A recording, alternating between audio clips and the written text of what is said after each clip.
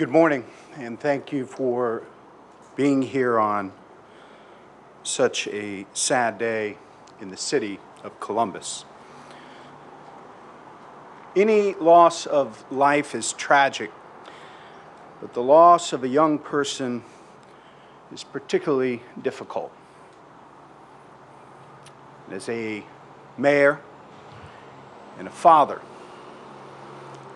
the loss of a 13-year-old in the city of Columbus is troubling. We will hear from the director and the police chief about all the details and instances involved. But if this isn't a call to action for our entire community, why is it that a 13-year-old would have nearly an exact replica of a police firearm on him in our neighborhoods? An 8th grader involved in very, very dangerous conduct in one of our neighborhoods. Our safety director and police chief have worked very hard on building relationships between the police and community. I call on each of us to redouble those efforts today.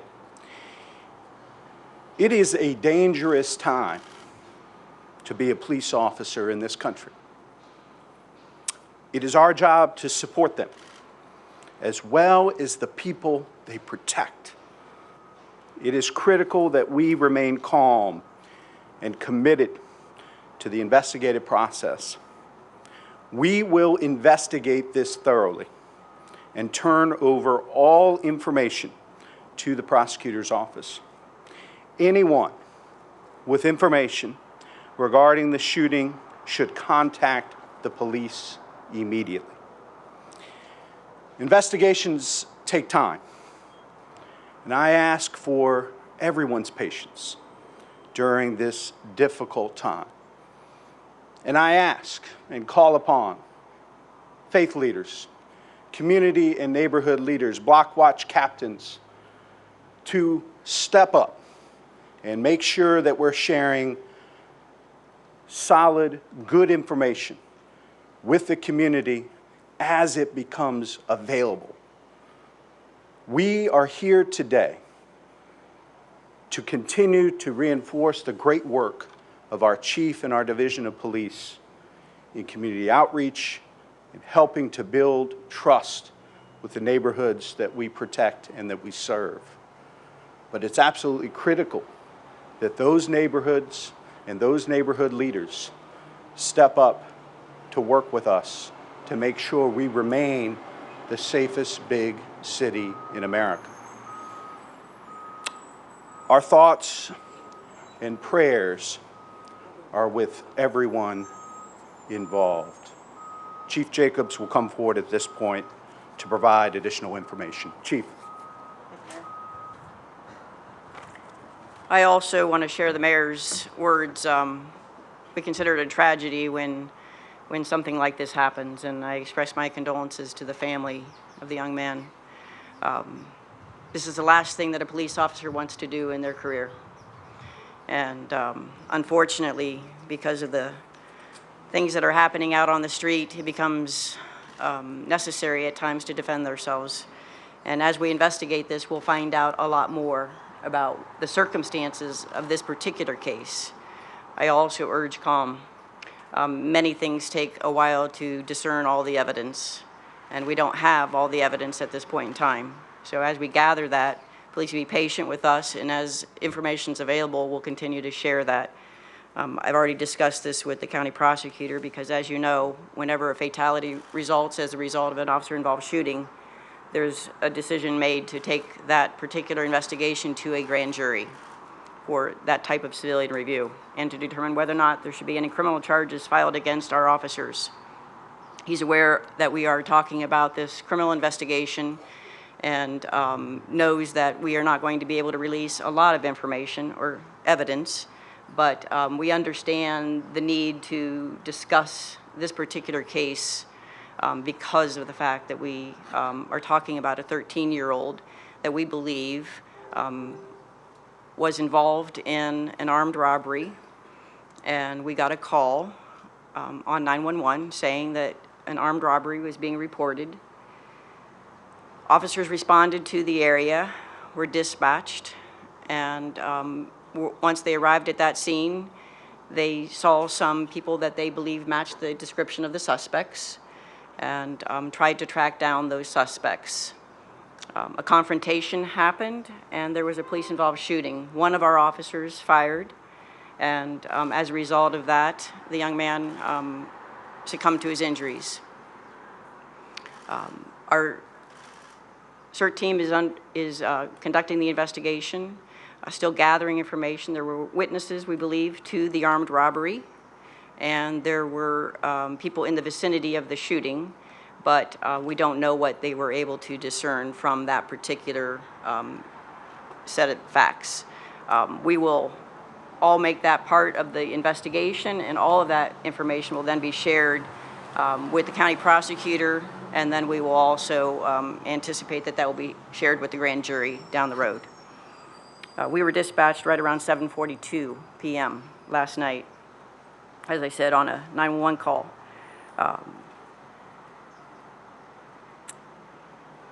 The officers responded from various different locations and arrived as they were coming in, and did get out on foot.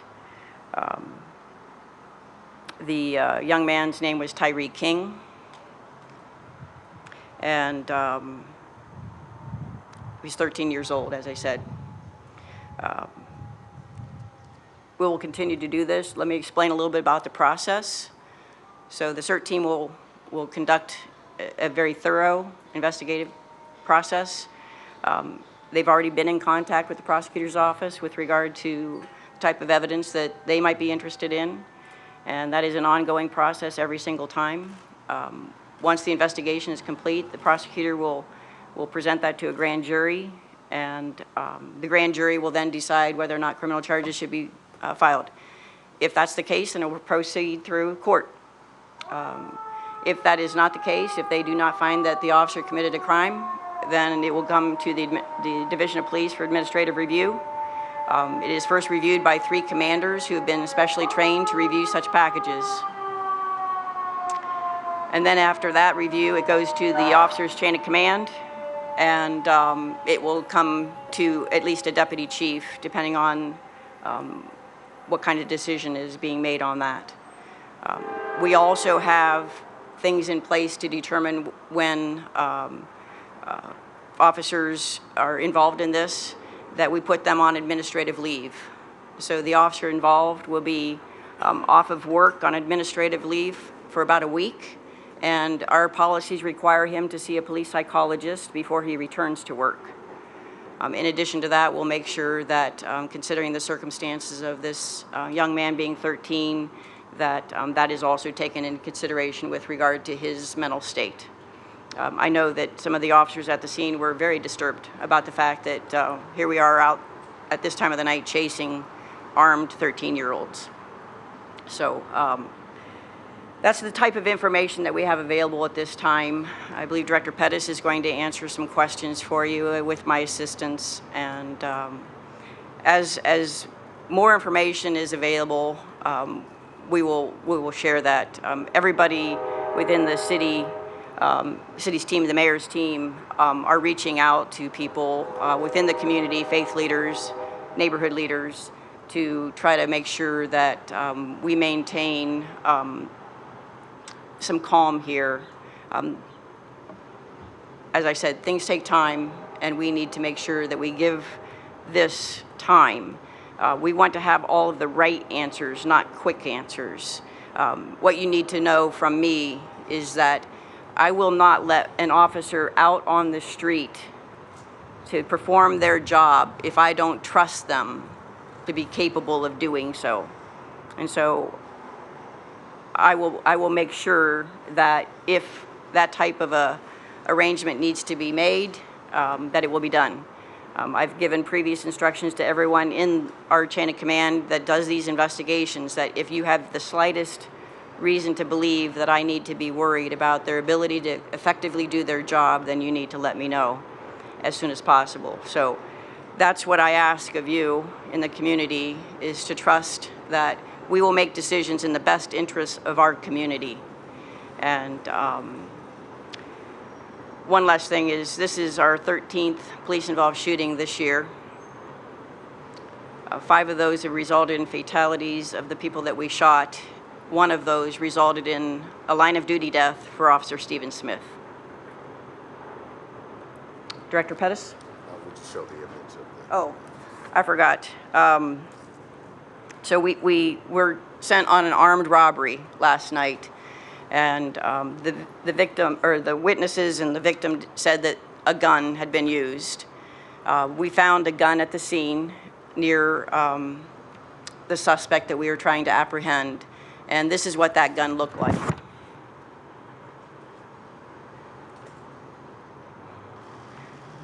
In addition to this appearance, it also had a laser light attached to it right underneath the barrel. Our officers carry a gun that looks practically identical to this weapon.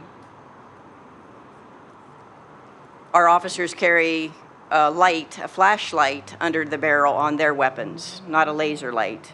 But this is not the weapon. This is a replica of the exact weapon that we found at the scene last night.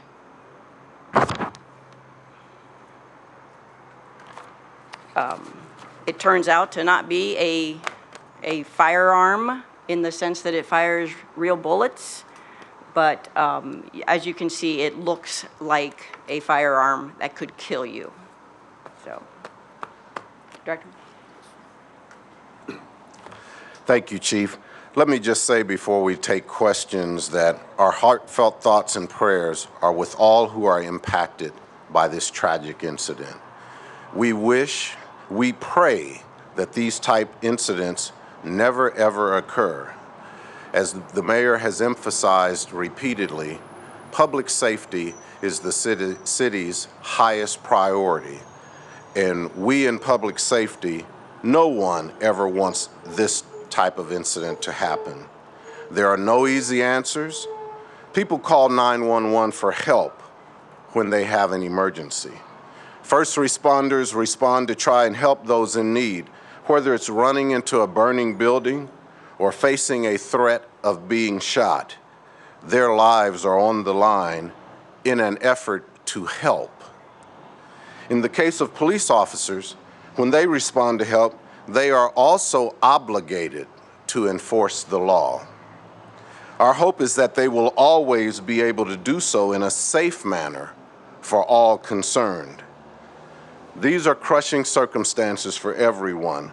We will, as the chief indicated, follow proper lawful procedures and keep officials and the public informed as appropriate. I'd be happy to take any questions, me and the chief, if we can answer them at this time. Oh, I'm sorry, it's Councilmember Mitchell-Brown. Ladies and gentlemen, on behalf of City Council, this issue is obviously very, very serious. We want to make sure that everyone takes the time and expresses their prayers for the family of Mr. King. They are obviously going through a very, very difficult time at the circumstances. When a child is killed, everybody has concerns. However, I would say to all of you, let the process work. Allow the individuals who have the primary responsibility to investigate and determine whether or not the conduct that was conducted by the officer, as well as the circumstances involving Mr. King, are assessed appropriately. Thank you. We'll answer questions. Any questions? Can you speak more to the confrontation? We've received information that not only Mr. King, but a second young man were asked to lie down. We're told one young man complied. It's not clear at what point the officer saw the weapon in question. Can you elaborate a little bit more on your initial understanding of what happened? Chief. No, the officers' statements are still being gathered, and so we don't have that. That's the kind of information that typically will wait until the grand jury. While I have you, can you also speak to the mindset of the the officers were responding to a report of an armed robbery, so weapons were presumed. How does that play into what was happening as the first responders were arriving on the scene? They're ready to deal with an armed suspect in whatever way they feel is necessary. If you're the first one there, you might go directly to the victim and say what happened. And so you might be just going there to talk to a victim, but other people might be arriving to go look for the suspects. And so, you know, the manner in which we approach that is a team effort, and we decide based on the information that continues to come in. It just rolls in what the officers individually need to do. Somebody might spot somebody or another person. They might have, you know, gone in two different directions looking for potential suspects. So everybody responds as they deem appropriate based on the circumstances in which they're involved. A question on the investigative process. We know it's very typical for victims to be shown photo IDs of suspects. Is there any effort made to see if the weapon that the officers say they saw is the same weapon that the victim of the armed robbery says that he saw? Is that something? Absolutely. I mean, that's just good police work. So that's the type of an investigation that is conducted, is to put every single piece together. And generally, everybody has a different view of any type of an incident. Where, you know, if the mayor was standing here, he might not be able to see what I have right here, but I could. You could, but the mayor couldn't. So everybody has a different perspective on every single thing that plays out. And so that's the professionalism that I expect from our detectives, is to be able to gather as much information and try to piece together the actual facts, because perception is one thing and facts are another. Sometimes we just have to build a case on perception and circumstantial evidence, and sometimes there's actual evidence that we can use. And so they make an effort to gather all of that, but it's way too early to know how all of that gels into the particular moment at the time. And each officer's got a different responsibility going on, and different maybe view of what's happening as well. Chief, we're already hearing people say this is just Tamir Rice all over again. How can you respond to that? I don't know how they would know that. We don't have enough facts to know anything about how this relates to any other shooting, including Tamir Rice's. That's why we do an investigation. We will find out. Tamir Rice's investigation had video to use to help them investigate that. At this point in time, we're going to determine if there is any video. I'm sure that we've already scoured the area to find out, but that was one difference already. So the fact is that a young man in Cleveland and a young man in Columbus were both involved in police-involved shootings, unfortunately, and succumbed to their injuries, and that's something that is very troubling. Can you tell us about the officer involved, what unit he's in, how long he's been with the force, those kinds of things? 9-year veteran. His name's Brian Mason. Just recently transferred to that particular area of town. Do we know the ethnicity of Tyree King? I believe he's African American. Can the community expect, I heard someone from the Safety Director's office say that this, you guys will continue to inform the community? How will that take place? And can we expect this to be expedited in a way? We're still waiting to hear what happened to Henry Green, to get clear details being informed to the community. So what can we expect, and how will that communication take place? We want as quick an investigation as possible if it's thorough. So our officers need to know, I need to know, the community needs to know what the results of investigations are, but we don't control the entire process. Because of the fact that it was a fatal incident, it's going to go to a grand jury, and we don't control that. So we will get the information to the county prosecutor as diligently as we can, and then it will be up to the county prosecutor to decide how fast that criminal investigation should be concluded. Correct. Part of the reason we called folks together today was to make sure we were sharing as much information as possible that we have at this point that is accurate. We want to be open and transparent with the public and the community. but we must make sure that we have good information that can be documented and substantiated. It is absolutely critical that we get this right. And I know that under the Chief's leadership and Director Pettis and the work of Chairman Brown, we will get it right. Yes? You're asking for the clergy help in the community. What exactly do you want them to do to have this calm in the community? Have you met with them? Are you going to meet with them? What's the next step? Director Pettis, Chairman Brown, the Chief, and I have all been in touch and in contact with faith leaders. Other members of the cabinet had as well. There was a meeting actually just this morning that our Community Relations Commission shared some of this information with faith leaders. We are going to organize another group meeting with a larger group of faith leaders to share as much information so that our hope is that the leaders of these congregations are sharing information with their parishioners and that we continue to share this information with neighborhood community leaders to make sure that we're being as open and as transparent as possible. It is very important to be responsive and accessible.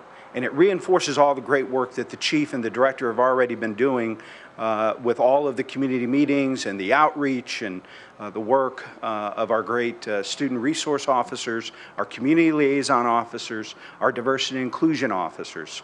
That is important work that we're going to continue to do as we deal with this very difficult situation and investigation. What kind of de-escalation training do the officers currently undergo? That type. I mean, we talk all the time about how we can control situations. Every officer has that type of training from the academy on. And we always talk about what type of tactics we can use to try to save lives.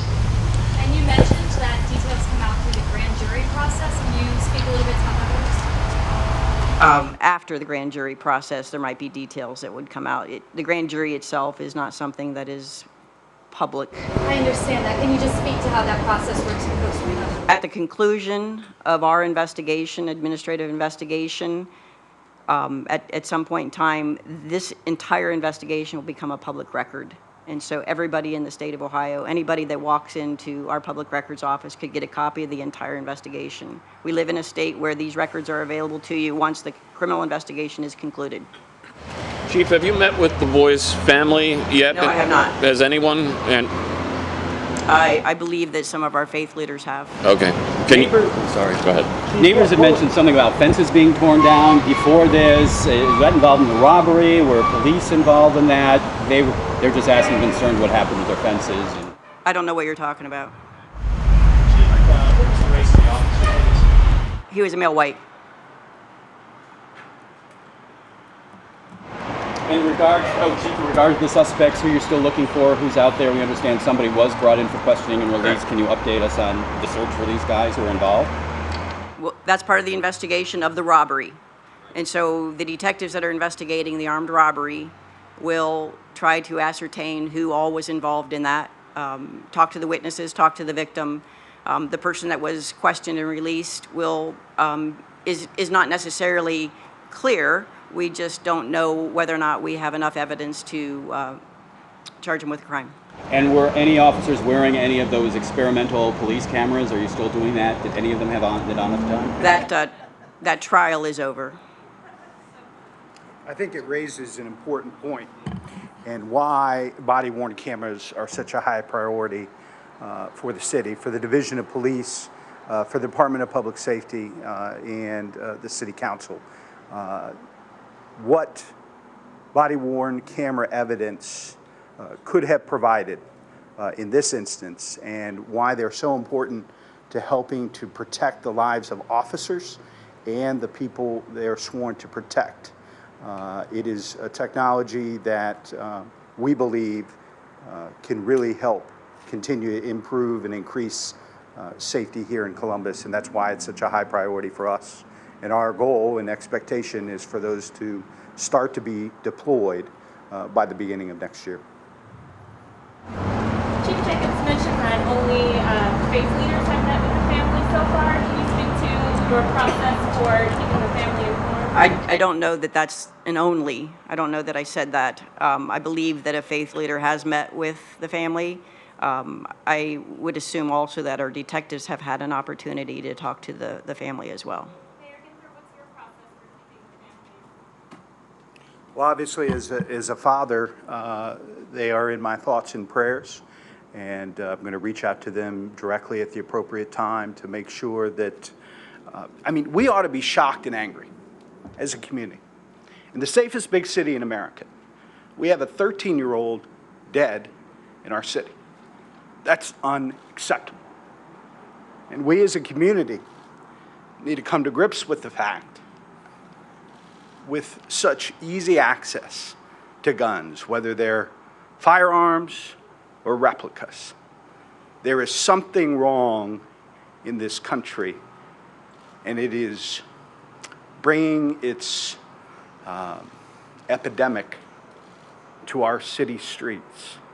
And a 13-year-old is dead in the city of Columbus because of our obsession with guns and violence. That is not the chief of police responsibility. That is not the director's responsibility. That's not the chairman's responsibility. And it's not exclusively my responsibility. It is our responsibility. And it is time for this city and this community to step up to make sure that our children and our neighborhoods are safe. Is there a possibility that there were surveillance cameras possibly on businesses in that area that possibly police would be able to use that video from? Chief, anything? That is all part of the investigation, that we always do a check for any type of video evidence that might be available. I mean, we do that on a robbery that happens at a UDF. We do it every single time we're investigating a crime of this nature. We're always going to look for every bit of evidence that we possibly can. Detectives already know to look up when they're at a scene. They don't just look at the ground, they look everywhere. And of course, when there's people in the area, we ask them whether or not anything was caught on a cell phone as well. Closing out, we would like to remind the public that if anyone has any information that might be helpful in this investigation, please report it to us, including any cell phone video that anyone might have, because it is our goal to be open and transparent as we continue to keep our 222 square miles in our city, our 820,000 plus people safe. So thank you. Thanks, Chief. Director.